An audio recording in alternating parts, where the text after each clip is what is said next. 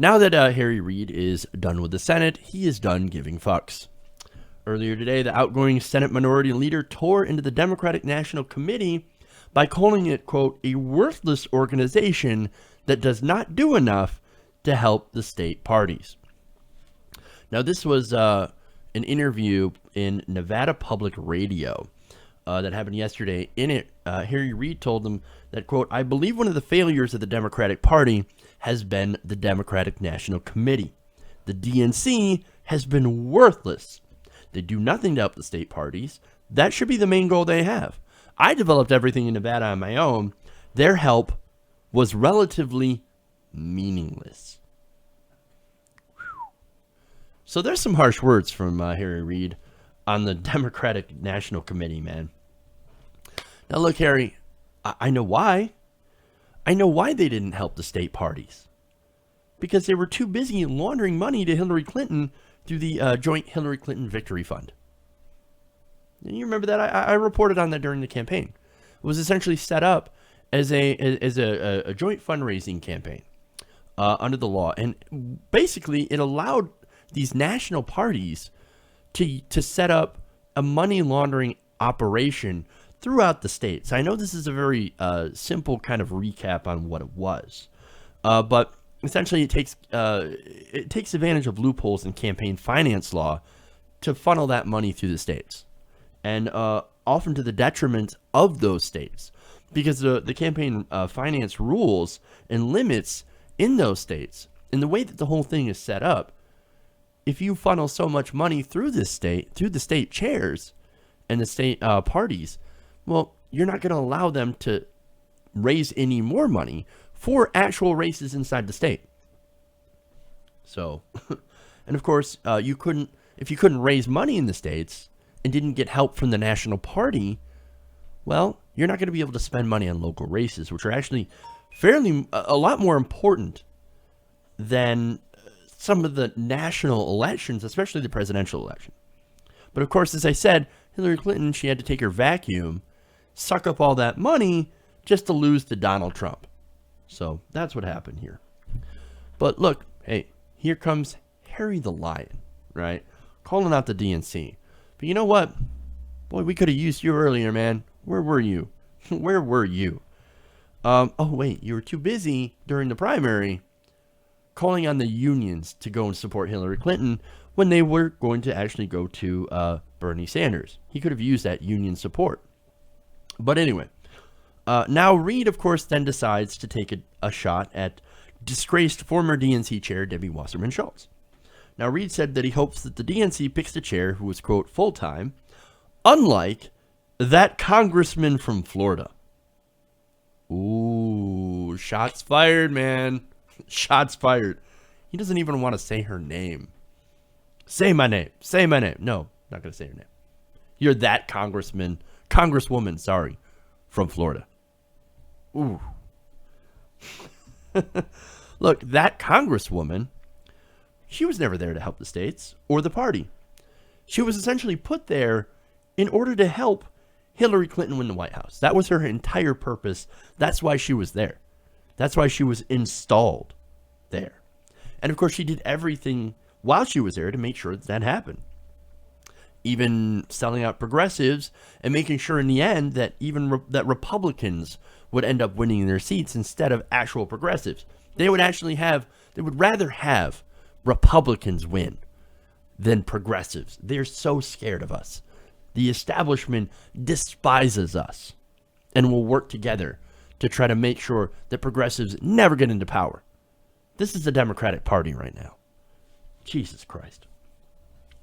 Now, Reid continues, quote, we need a full-time DNC chair, and what they should do, they can take my model if they want. It's not rocket science. It doesn't take a lot of brain power to figure out what needs to be done. Ooh. Again, more shots at Debbie Wasserman Schultz saying, come on, man. You don't have to be an idiot to figure this one out. Even though Debbie couldn't figure this out. I mean, that congresswoman. Ooh. She's just digging in.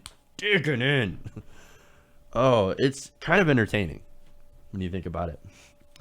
Now, on what he says the Democratic Party should do, is that they should take a few states every election cycle, maybe 3 or 4, and help them develop the infrastructure for good state party organization. I think that's a good idea. Look, even before the election, for example, we should have been doing that all along. I mean, Republicans, it's gotten so bad that the Republicans have been crushing the Democrats all over on the state level. Okay, now Democrats countered this by having actually more national representation, usually at least one chamber in Congress and the presidency. All that has changed. Okay, now unfortunately now we have a lot of states, most states that are Republican controlled, and now all 3 branches of government, or I'm sorry, all 3 not branches, but well, yeah, even maybe in the branches, because Donald Trump is now going to get himself a Supreme Court pick. So we are thoroughly screwed, my friends. We are fucked.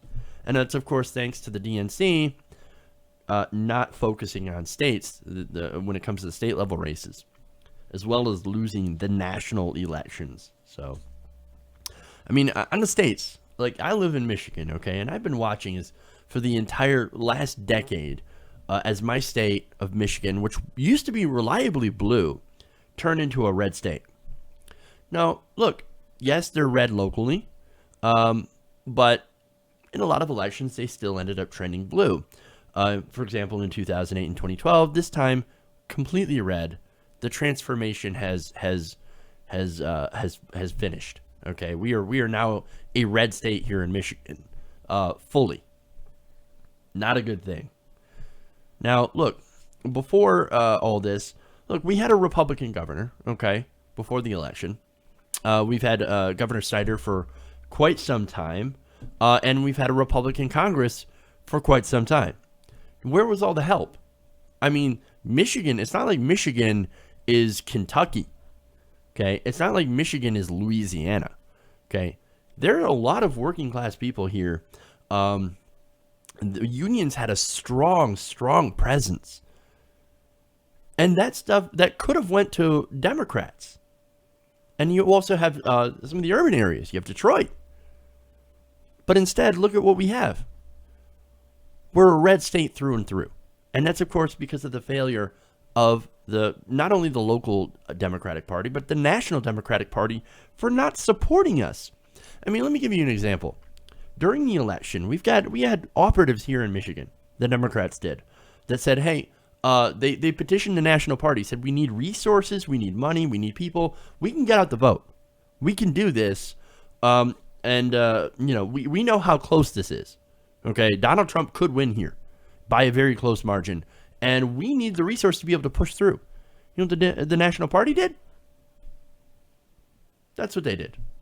They said, hey guys, sorry, you're on your own. But don't worry, Hillary's going to win this in a landslide. I mean, look at the polls. Look at the models that we have. We don't actually have to do anything because they'll turn out for us. Again, hubris. Massive hubris.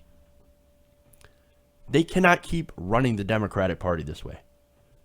So, look, Harry Reid, as many problems I have with him, and I do, he makes a lot of sense when he's talking like this.